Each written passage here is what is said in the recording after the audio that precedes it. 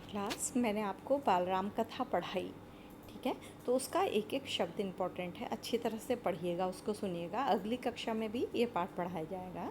तो आपको इसमें से प्रश्न कैसे आएंगे ये मैं बता रही हूँ। जैसे मन में पढ़ रही हूँ पैराग्राफ, उसमें से प्रश्न कैसे हो सकते हैं ये ध्यान दीजिएगा। मन के कोने में छिपा हुआ वह रह रह कर उभर आता था, उन्हें सालता रहता था, उनके कोई संतान नहीं थी। मतलब इसमें प्रश्न आ सकता है कि राजा दशरथ दुखी क्यों थे, क्योंकि उनके कोई संतान नहीं थी। तो आपको ये ऑप्शन दिया होगा, और भी ऑप्शन दिए होंगे, क्योंकि उन पर शत्रु ने हमला कर दिया था, क्योंकि अयोध्या में खाने की कमी हो गई थी, इस तरह की चीज़ें। तो आपको क्या लिखना होगा, सही आंसर लिखना होगा। आयु लगातार बढ़ती जा रही थी, उनकी 3 रानियाँ थी, कौशल्या, सुमित्रा और केकई। तो ये भी आ सकता है कि उनकी कितनी रानियाँ थी और उनके नाम क्या थे। तो आपको अलग अलग नाम दिए होंगे, और जहाँ ये सही नाम दिए होंगे वहाँ उनको टिक करना होगा। तो बच्चों इस तरह से आपके इसमें प्रश्न बनेंगे।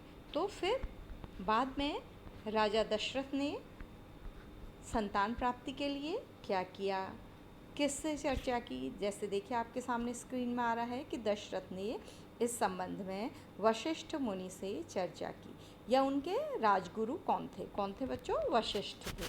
तो उस तरह की, या राजा दशरथ कौन थे, अयोध्या के राजा थे।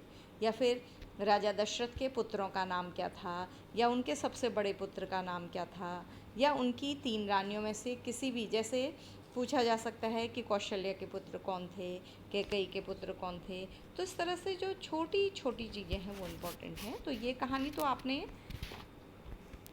जो रामायण सीरियल आ रहा है वो भी देखा होगा, तो आपको पता ही होगा। तो रघुकुल का क्या तात्पर्य है, रघुकुल का तात्पर्य है राजा दशरथ के परिवार का नाम, उनके कुल का नाम।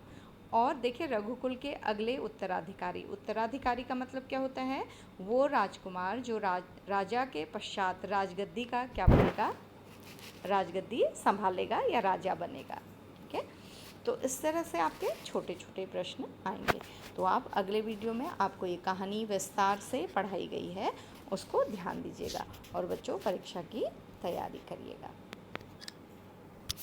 बस ये